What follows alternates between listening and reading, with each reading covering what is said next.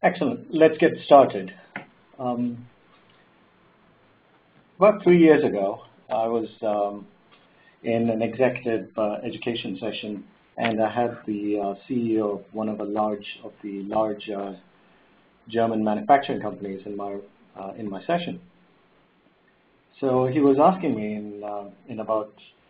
he had put in a bid for a large tender for supplying solar panels in India. And he was saying everything that he tried in terms of trying to manage whether he could be low cost and effective and still innovative, he still couldn't make it. So he asked me, somewhat, which at that time I thought was quite irritating. He said, how can the Indians be so cheap? Because whatever we try, we are still not able to match the cost and the effectiveness of what the Indians can do in that business. But then after thinking about this, I said, well, it's probably not the whole thing about being cheap. Is you have to turn it around on its head to say, what is it about low-cost innovation that we can replicate, that we can take as a lesson, and then apply, not just so that we can compete in the emerging markets, whether it's Brazil, India, China, wherever it is, but actually to come back to the Western world and then say, can we save our own markets? Can we figure out ways in which we deliver products or services which are very expensive now in a much more cost-effective manner? So many of you are going to join us in the MBA course in another month or so. But the idea of an MBA is just this, is that you should be exposed to questions that would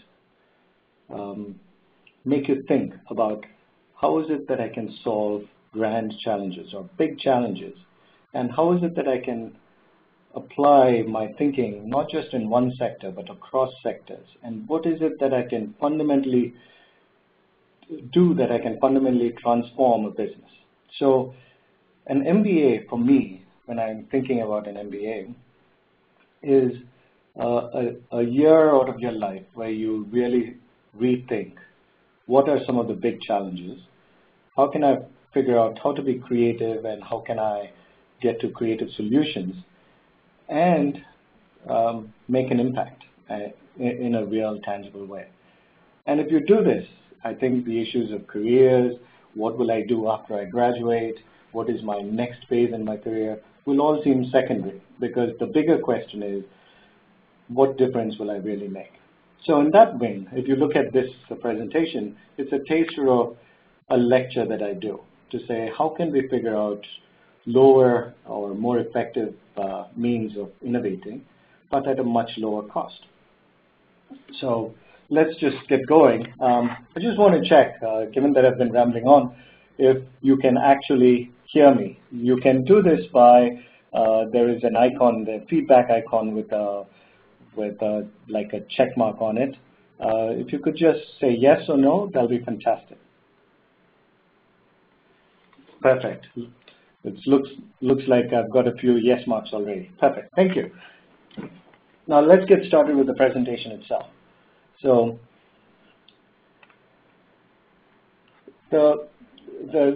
when you look at this, several times I interact with CEOs and executive board members and so forth, and when I ask them what kinds of problems do you think the developing world needs solved, they tell you some things like, there are massive problems with earthquakes and so forth, but you have to reframe that and think differently and then say, 1.7 billion people in the world lack access to clean water. And you would think that it's just the presence of natural resources, and that's not the case. It's the ability to say, can we have systems to make sure that we can be innovative in how we use water, how we access water, how we store water, and all those different related issues. The other thing is most CEOs would think it's not my problem. But if you ask the question, how many homeless people are there in the United States? And there are 700,000 such individuals who sleep rough every night. And so then you start saying that low-cost innovation is not just an emerging market problem, but rather it is an everybody's problem. How can we find out lower-cost mechanisms to do it? I was in a conference, and there was one fabulous sort of insight that came out. China, over the next 10 years, will put 300 million people from villages to come into their urban population or move from villages to cities.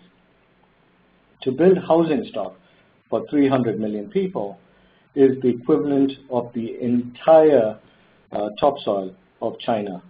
So if you want to build houses for the people who want to move into cities, you have to strip the entire topsoil of the country to make it work. So obviously the Chinese are not going to do that.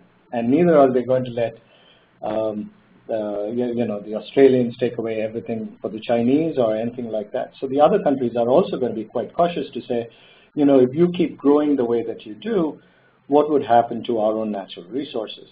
So in that way, then the Chinese start thinking, how can I figure out innovative ways in which we can replace how our building materials are, or how we use building materials, or how we start thinking about building design. And if this is low cost, then it can rise to the challenge of meeting 300 million people and their requirements over the next 10 years. These are not small numbers. These are very big numbers and very big issues. So to start off on that, I said that we have to have what is called grand challenge thinking. Grand challenges now has become a very common word that is used all over the place. But if you start thinking, where does the word grand challenge come from? I'm just trying to see if anybody who in the audience actually knows where the word grand challenge comes from. If you do, just type in on a feedback form or at the bottom, the Q&A session. Does anybody know? Right? If not, looks like nobody knows the answer to where the grand challenge comes from. But in 1900, a professor called David Hilbert, he's a mathematician. So in math, he said that there are, I think, 26 problems. In a conference in 1901, he said there are 26 problems in mathematics that are not solved and unsolvable, which are grand challenges. But if we solve those problems, we would solve numerous other applications in engineering and the sciences. Of those, I think 17 have been solved over 110 years. So here's a professor in 1901 saying, here are 26 problems that the world can never solve. And he calls these grand challenges.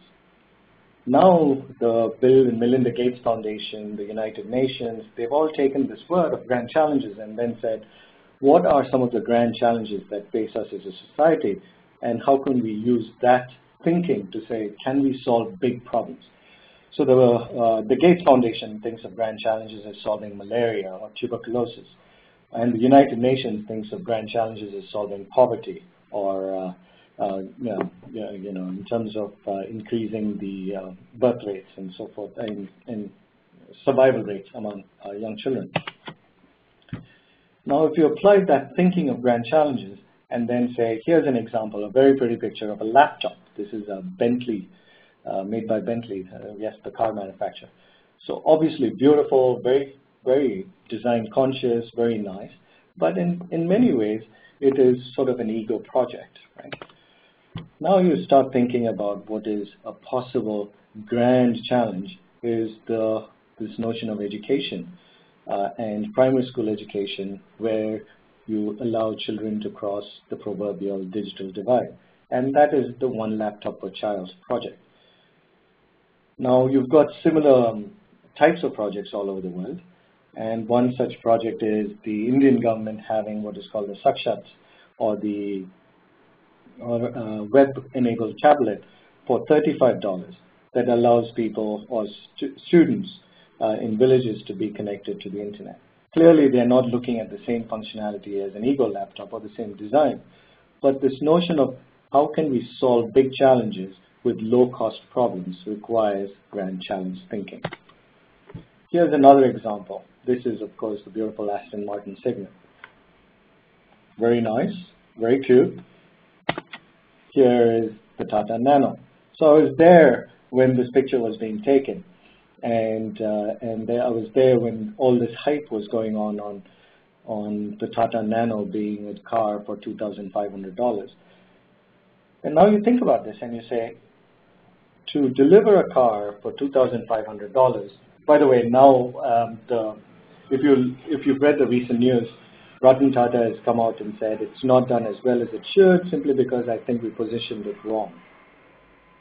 But leaving that aside, if you have to deliver a car for $2,500, which meets the specifications for a good running car and for a particular target market, you have to not just recreate the cost of the car or the materials, but you have to recreate the entire manufacturing system that goes into how this can be done. Right? So low-cost innovation and a grand challenge thinking does not necessarily mean just low cost for the ultimate end product, but it also means low cost for the way we think about the entire system.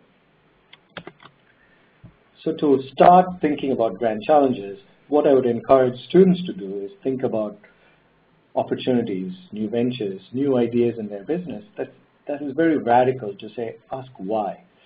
So you have to think about, is there purpose in what we do? How can we rethink the goals for the system, just as Tata did for the Nano? How can we design a new system? And would that then be useful to transform action and lives? So apart from grand challenge thinking, the second one is rethinking the object. I'm going to come back after I finish all 6 and then ask you whether you remember all 6. But the idea is, even if you leave the session thinking if you've got 1 or 2 ideas based on these principles of innovation, I think you would have done fabulously well. The second one is rethink the object. So Imperial is right next to another famous institution. Its neighbors are very famous institutions, the Royal College of Art, the Royal College of Music, and so forth. The Royal College of Art, who we have a program with in terms of design, and they input into the Innovation, Entrepreneurship, and Design curriculum, they are always conscious about what the object is. What do we really use something for? And then they also ask this question, what else can we use it for? And why do we use the object in a specific way? So here's this. Book is a helmet.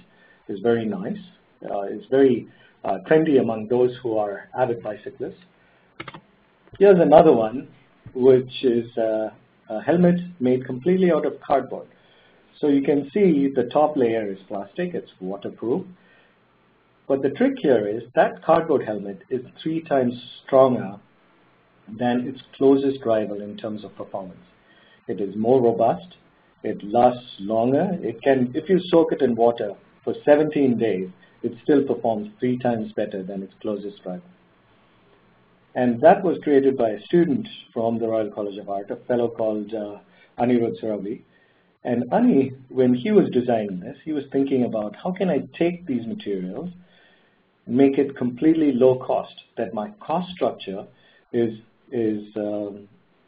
allows it to be used not just as a fashionable helmet as it is shown now, but also potentially as a disposable helmet. So you could use it, and for those of you who come to London or who are in London, there are a lot of these blue bicycles around where you can rent them for the hour or for the day. The idea would be that you can then also buy this helmet and for £3, £5, and then dispose it off at the end of the day. So you take the idea of disruptive innovation, you take the helmet as an object, and then say, how can I make it low cost, but then repurpose it with all the materials that are associated traditionally with the helmet. Here's another one, the Brita water filter. Here you can see this. It's there in pretty much every home. And you think about this and you'd say, well, it's clearly functional. It does the job. And in the UK, we are always concerned about water taste. And in different parts of the world, they may be concerned about whether they have water. But still, the functionality of drinking water in the UK is completely different. It assumes in the first go, that there is running water from a tap. But that's not always the case. This one is Light Straw, is a company that does these straws for $1, a little more. And the idea is to have clean drinking water from streams, puddles, wherever it is that you can get water in a way that is safe to drink. So if you look at the Brita water filter, the design, the purpose of the object, and underlying assumptions are fundamentally different from Light Straw. So you have to start asking, what is the object for, and how else can I use it in a different way? So let me play this video and then see if you can get that as well.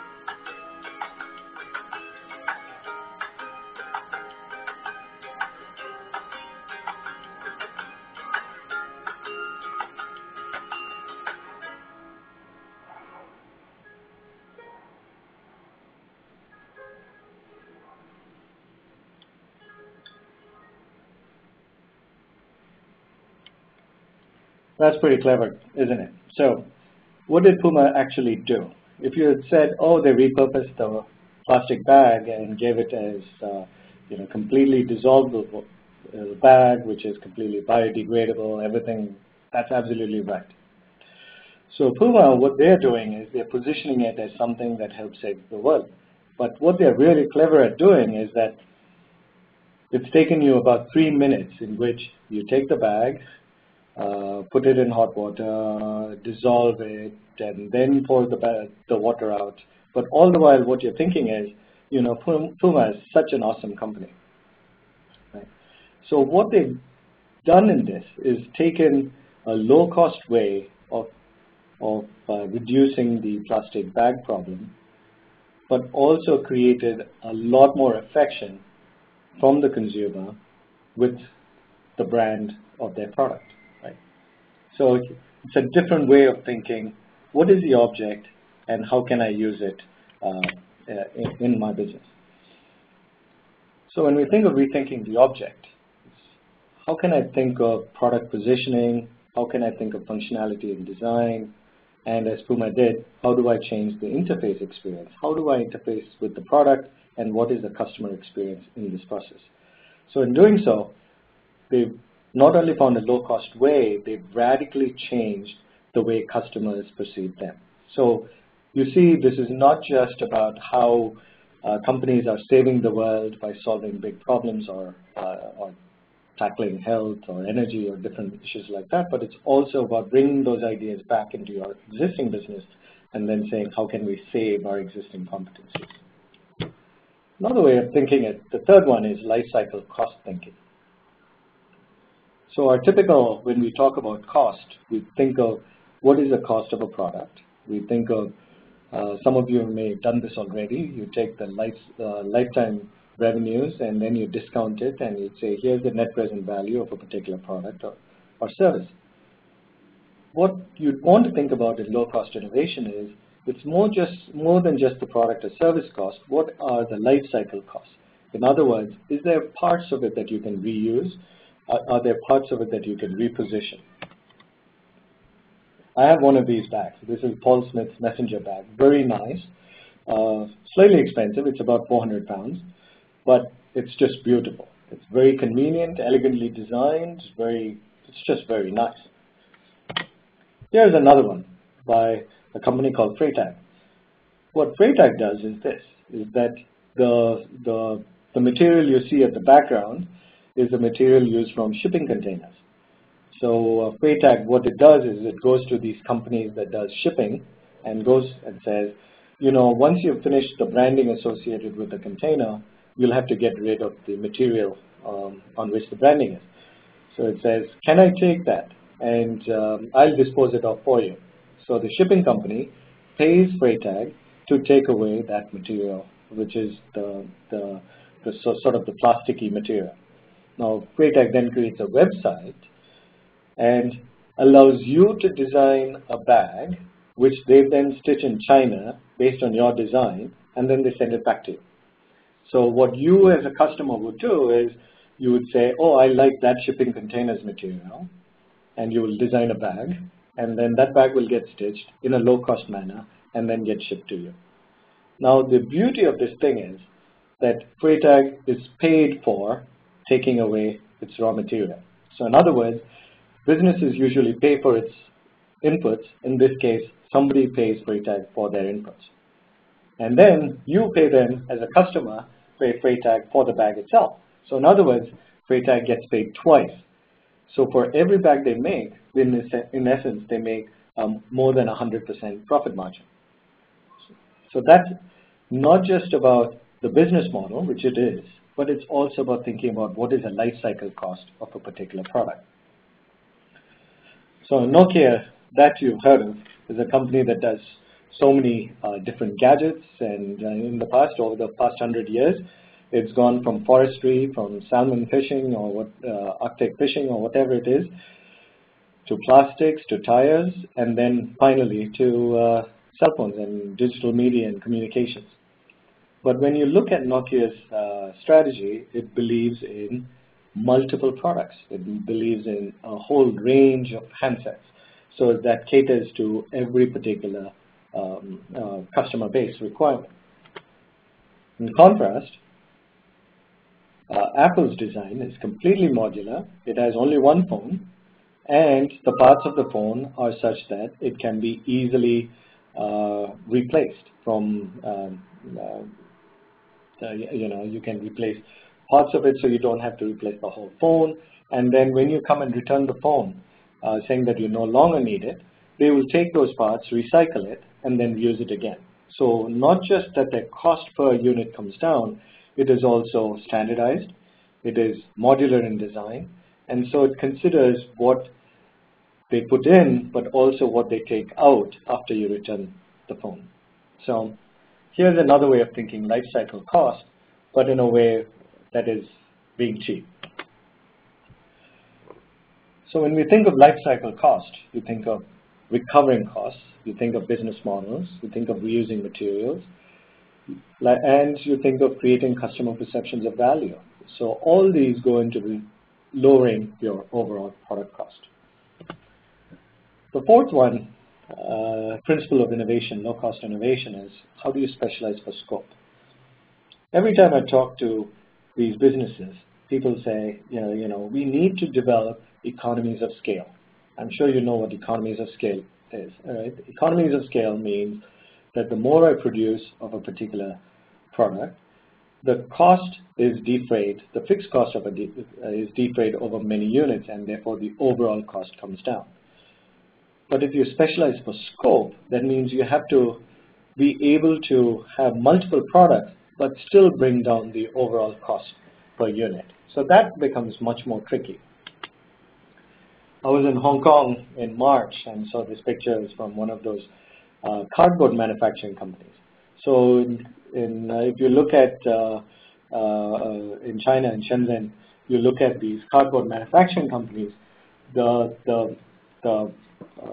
machine, the equipment goes for about 300 meters long.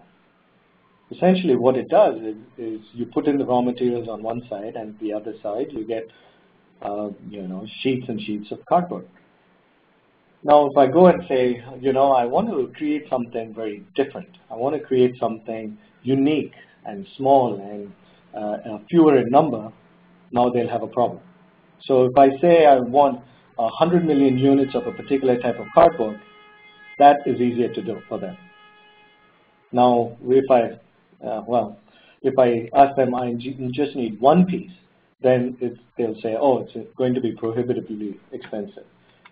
Now, that's cardboard. You know what corrugated, how these sheets are. Now, a company called Vaspar in Bangalore has figured out another way of doing this. So, one second. I think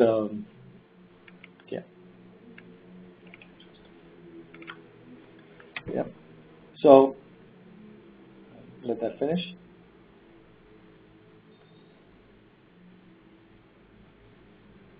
Here is this young lady making cardboard out of paper, and that's pretty much how cardboard is made. So you put sheets of paper together, put glue, then take that, and then put cardboard again. So you understand the principle of how this is done. Now you see this, and then you'd say, that's an interesting way of making cardboard. How does this work in terms of scope? Now, what this company has done is that all the villages around Bangalore, they've gone and sourced these women who are at home, who look for alternative sort of employment and cannot find a job. So instead, when they're at home, they are asked to make cardboard. So the advantage of doing this is that they are much more flexible to doing the number of units that they want to do. So the next question is, if you can have this kind of flexibility, you cannot get scale. So here's this company that has then sort of figured out another way of beating it. So I'm going to cut the sound on this.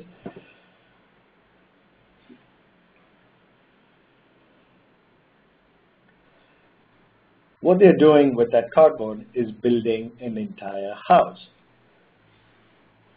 And they would build a house which is around $2,500, $3,000 all told.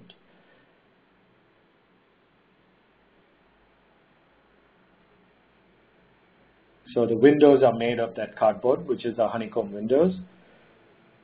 The counter is, of course, made of granite, which is very nice because granite counters would be difficult. The door, waterproof wall finish, and the roof as well. And then you have a completed house. There you go.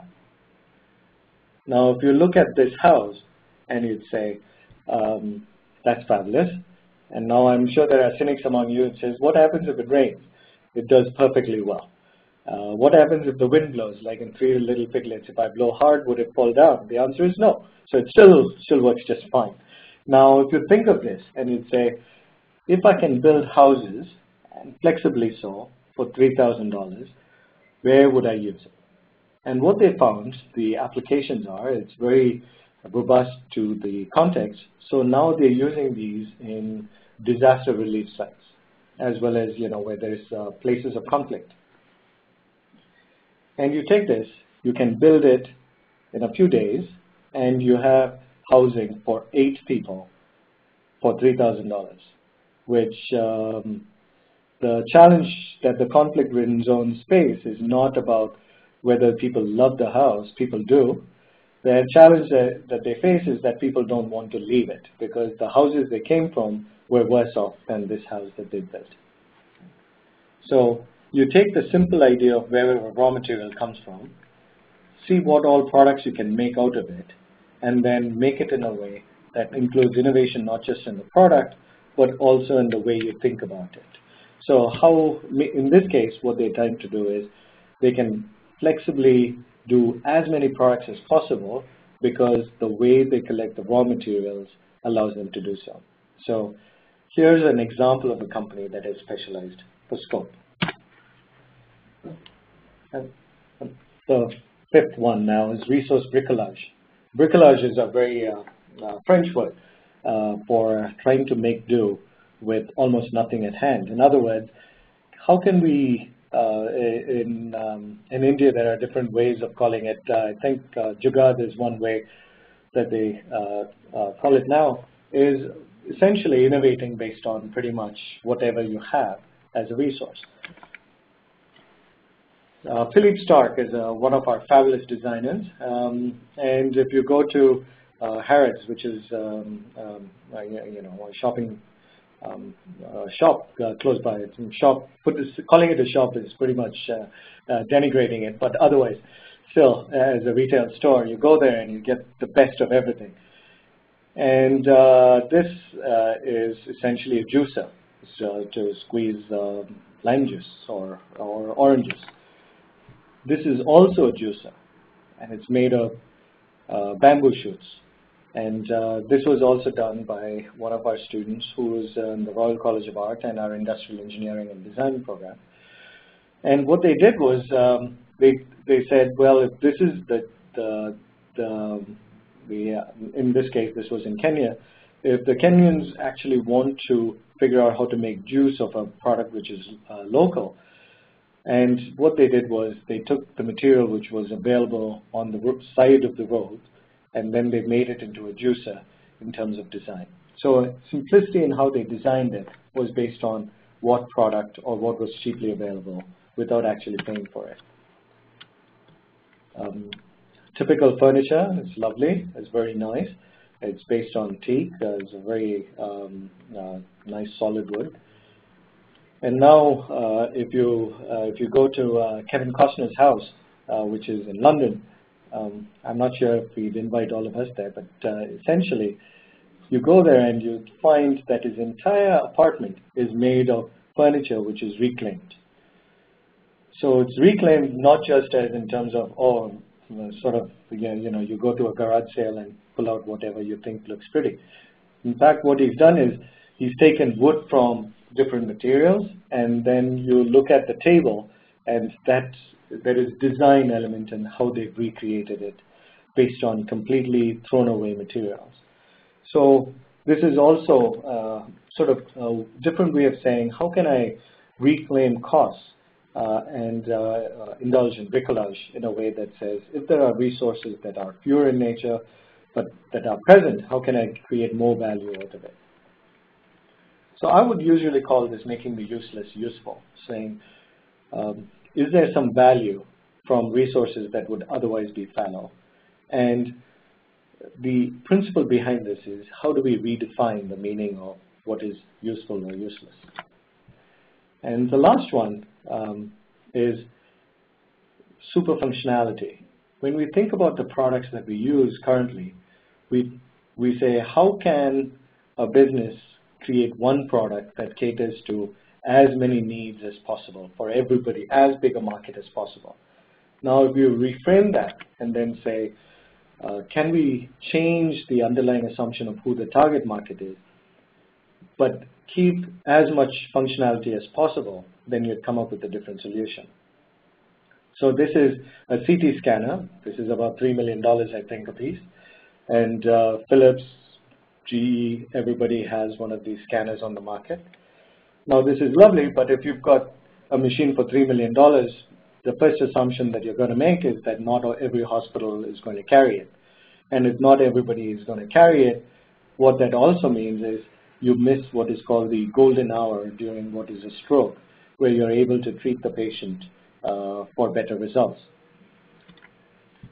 What GE then comes up and says is, here's a smaller scan that does a very limited functionality, but it does a crucial functionality. What it does is it allows midwives and nurses to actually go scan the pregnant mothers to see if their baby is doing well.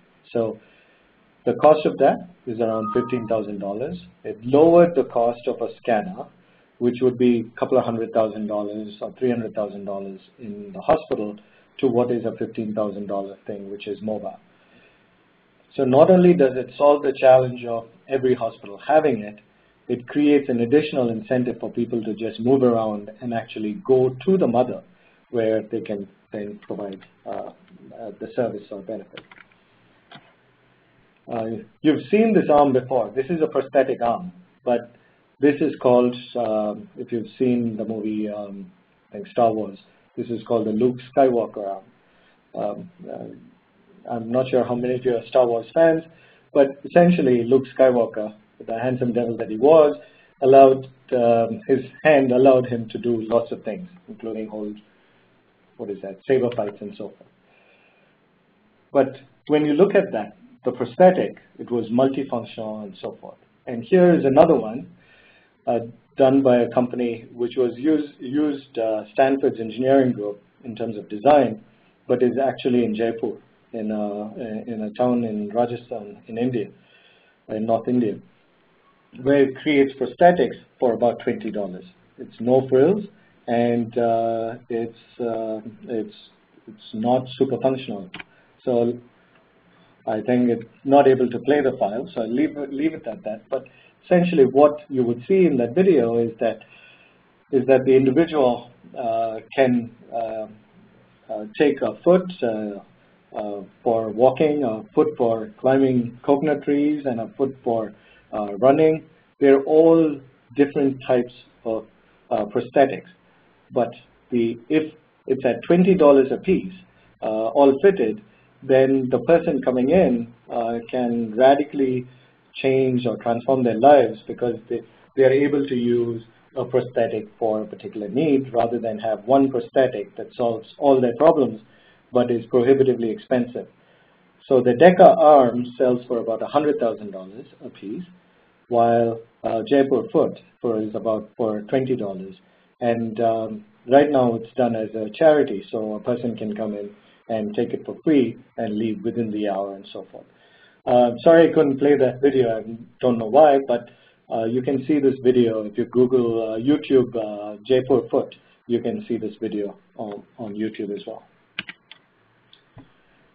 So the idea of super functionality is to say what in a product is essential and then to reduce distraction. So strip away the nice to haves, focus on the core user needs, create a niche that isn't really a niche, because if you look at the Jaipur foot, the number of people who are maimed every year due to what we call mines in wars, where you keep these detonation devices, is about 60,000 people annually lose their limb. Now, if you take that as a market and then say, here's a $20 prosthetic that could transform your lives, ending super functionality is one way of doing this. GE was very successful in figuring out how can they take out the big scanner that they have in the hospital and then take a very mobile, low-cost device to the customer itself. That has radically transformed their business.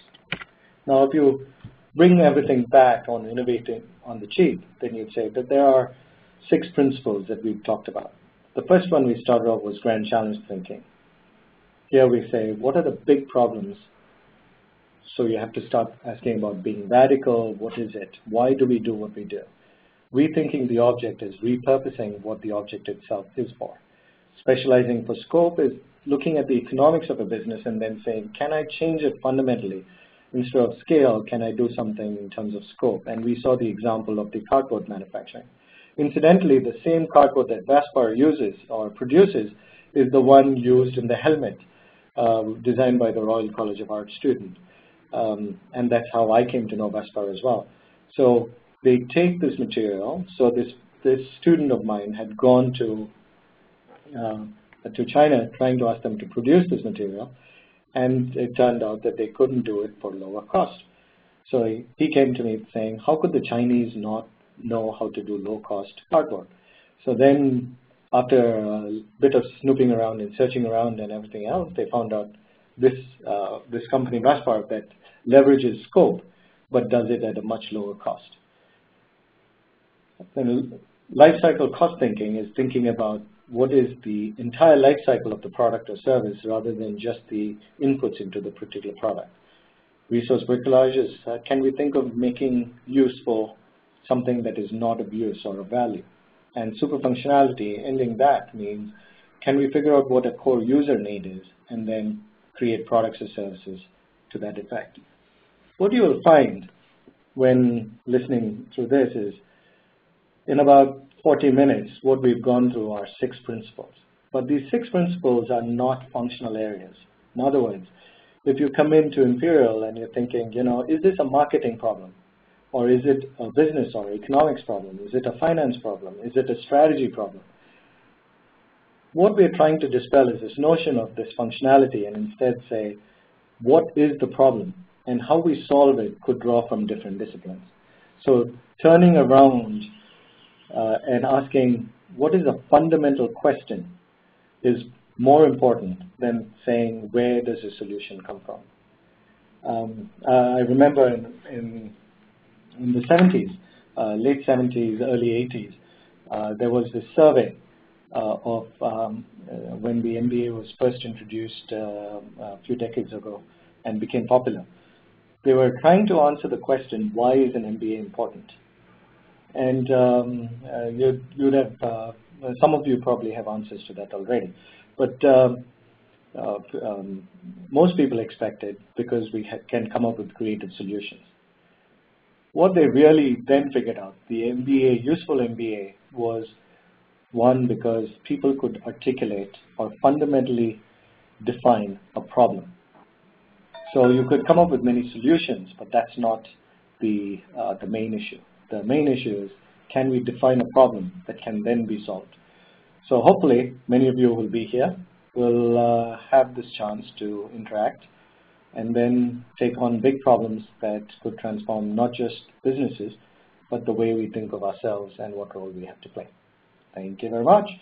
I'm just wondering if we have a few more minutes. If you want to open up for questions, I'm happy to do so. So if you have any question, you could type it up. I'll ask Phil or somebody here in our team to be the moderator.